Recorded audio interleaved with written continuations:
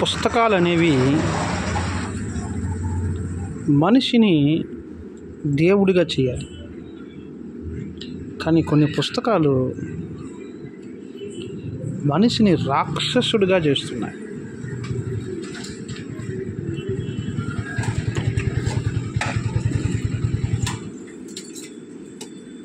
నరహంతకులుగా చేస్తున్నాయి. పొరుగు వారిని ద్వేషించే వ్యక్తులుగా మారుస్తున్నాయి. శాంతిని, అసమానతను ప్రోత్సహించే ఆయుధాలుగా ఉన్నాయి. కాబట్టి మీరు ఏ పుస్తకాన్ని చదువుతున్నారో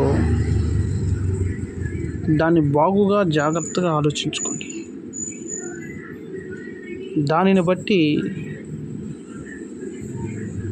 మిమ్మలను మీరు చెక్కుకుంటారు. సమాజానికి ప్రయోజనకరమైన వ్యక్తిగా మిమ్మల్ని మీరు మలచుకోవటం కానీ, సమాజానికి హానికరమైన వ్యక్తిగా మలచుకోవటం కానీ మీరు చదివే పుస్తకాన్ని బట్టి ఉంటుంది. జాగ్రత్త.